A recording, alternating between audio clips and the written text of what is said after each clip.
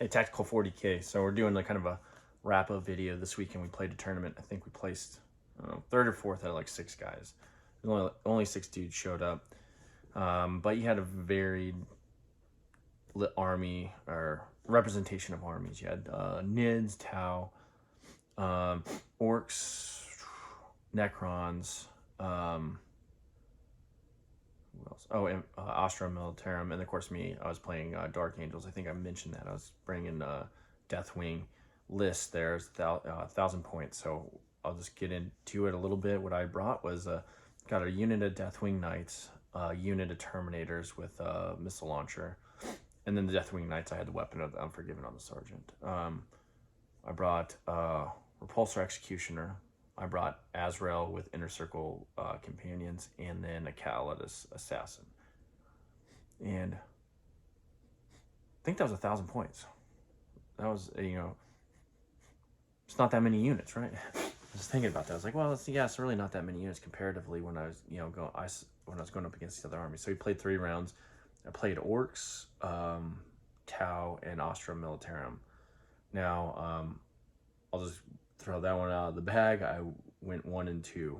I lost my first 2 games. I got I don't even want to go into the games. I'm just going to tell you why I lost, so that if you want to play a dark Deathwing list, what you kind of need to do and what to expect, right? So first off, let's get into kind of the units and what I like about them, what I don't like about them. Well, let's go into the meat. What everybody wants to know is Deathwing Knights. Deathwing Knights, at 235, because that's what they are at the time of me recording this, 235 points, are way overcosted, to be totally honest. Comparatively, when you compare them to like units, let's put like a Terminator unit, a Deathwing Terminator unit, you're talking about an extra 40 points for -1 damage, essentially, and no shooting, and a -1 AP weapon. Strength 6 -1 AP, damage 2, excluding the Sergeant. I will say this, that the -1 damage, it played a couple of times on all 3 games, or a couple of times combined in all 3 games. The Weapon of the Unforgiven by the Sergeant, that's pretty good. 622, sustained 1, devastating. That played a couple of times. But in general, it's just not great. That's not a great profile for the rest of the guys. The Maces just are not a great 612. If it was 613, I could see, because if you get one through, then it's pretty gnarly. Or I would prefer 622, even if it's just plain Jane 622. That would be fine with me. Excuse me. But having said that, they're not bad. They're fairly durable. You got 2 up, 4 up, and then you have your -1 damage, and then you have your defense against mortals, or your once per game defense against mortals with your little dude. Now, here's how you get them to be a little bit better, and that's run them in Gladius. You have to kind of forget all the Inner Circle Task Force stuff. Forget all maybe Unforgiven, but even then, I'm like, forget all that stuff, and you got to go with Gladius. And here's why you want Gladius with Deathwing Knights, or you want Knights and Gladius, and that's because you can strat them into a doctrine, which is Assault Doctrine, typically, because they don't have shooting. You can then give them Honor of the Chapter, which gives them Lance and another AP. So that's when I was able to actually do some damage on some larger targets in these games, even though I lost. And the reason I lost has nothing to do with them, but I do that, and then you're +1 to wound. You have a 622 weapon, and then your Sergeant has a 632 weapon, and now you're looking not too bad. Now, if you character buff them, maybe you can get everybody with sustained 1, or with a Librarian or like a Chaplain. But that's I'm talking about just the unit itself. That's what I took. And in Gladius, you can make them semi-effective, because you can actually give them, you can buff their weapons profile up a little bit. You can give them some movement. So when you rapid ingress them or deep strike them, then you can put them in that doctrine. You can move them the next turn and move them significantly and get them in engagement range. And they can really disrupt the enemy. The other unit, the Terminators, which I actually like them They're 195. I think you're just kind of paying for that little mortal wound, once per game mortal wound thing.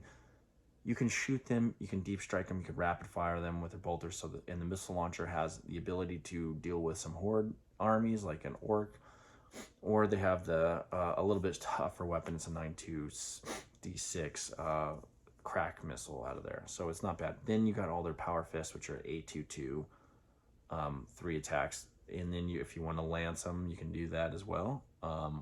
Or you know, the most effective way I've seen to run them right now is rapid ingress them, get them in the, or you don't even, I would say rapid ingress is more important for the knights, but it is effective with the Terminators. But if you have to deep strike Terminators, you can deep strike them and just find like a weak unit and then massive fire them with their bolters and frag missiles, or from his missile launcher thingy, or the crack or whatever. But you just can go to a weak unit, deep strike them, try to plink them, and then the next turn you start just moving around like a beast. Azrael, you have to have Azrael too. So when you do this, when you have these 2 units that they want, or especially Knights want Lance, they want Honor of the Chapter, and they want to be in Assault Doctrine, you need to have Azrael, and here's why, is because he generates CP, 2 CP.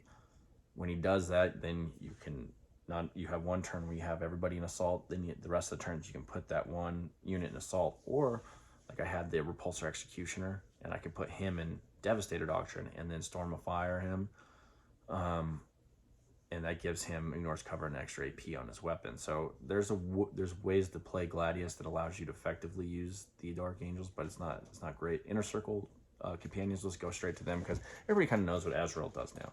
He's good. There's that rabbit again. Likes to drink water whenever I'm doing video. But anyway, so Azrael, he's good, auto include. I have no qualms about him. Don't even need to talk to him. We go to Inner Circle Companions. Here's the thing with Inner Circle Companions. Once again, it's a unit in Dark Angels that needs something to buff it. So like I said, Deathwing Knights need Gladius, right? To buff them and get them to be an effective unit that's even remotely worth 235.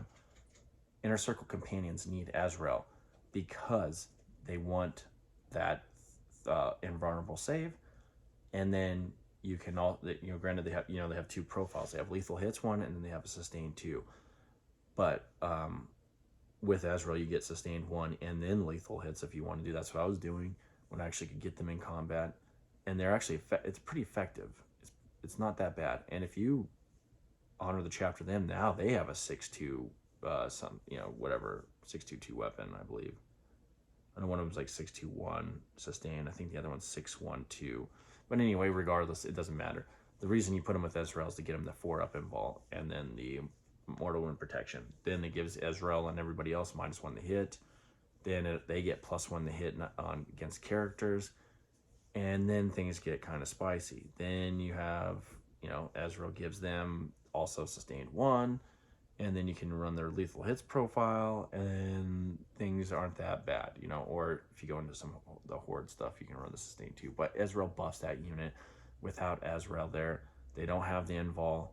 They're paper tigers, or paper cats, bobcats. All right, paper bobcats, because they're really not that great anyway. But they do things, right? And if you have them with Azrael, they're not bad. But here's the thing: at 105 points, they kind of suck. The pricing is what takes them out, because you could go, really, in reality, I could have done Blade Guard vets in that, and you got 5.22 sustain, 3-up, 4-up, and then baked in, and they're just and when you're in combat, you can choose reroll runes, save rolls, or 1, or reroll wound rolls of 1. So for 90 points, you take that. I just wanted to run, these Inner Circle Companions because I've never ran them before, and they're not bad if you have them set in the right detachment with the right character. So Azrael, Gladius, and then if they drop the points down a little bit, I would even be okay with 95 because they do have -1 to hit, and they do have +1 to hit against character units. So they got some things with them, But actually, when I think about it, really those don't really make up for the Blade Guard vets. Reroll save rolls of 1, reroll or invuls saves of 1, and reroll rune rolls of 1. I'm tongue-tied. So I actually think they should be 90 points. But anyway, that was it. I lost my first 2 games. One was against Orcs, one was against Tau. And it was just unfortunate. I had a Tau tank down to 1 wound for like the whole game, and then then he one-shotted my Pulsar. Oh, I had a Tech Marine too running around. I forgot about him. He's always good. I just forget about him because he just does Tech Marine things, pops people up, heals people, and then runs around. But anyway, I got one-shotted, and then I was running around with two Terminator squad and a Deathwing Knight squad, and my Azrael and whatever. But anyway, moral of the story, with 1,000 points of Deathwing, the way the points are, I just didn't have enough scoring units. I can go around and beat people up a little bit, but it was just not good to win a tournament. You need those units. In a 2,000 point game, possibly you could run a couple of Night squads, or I'd run another Terminator squad, to be honest, and then run a couple of different scoring units and maybe another tank or something. And then I feel a lot more confident. But as is, at a 1,000 point game, there's just not that many units to score. And once they, like in the Tau game, they one-shotted my tank, then it's me running around trying to salvage things. But anyway, the Orc game was a lot funner. He's got a lot of units. I was able to do a lot of things to him, but like I said, running those doctrines or whatever, getting the Knights in there, beating some people up, using the Terminators effectively, using the tank effectively, the Repulsor Executioner. And then when I went to, but I still lost those games because I can't score. It's hard to score when you don't have scoring units.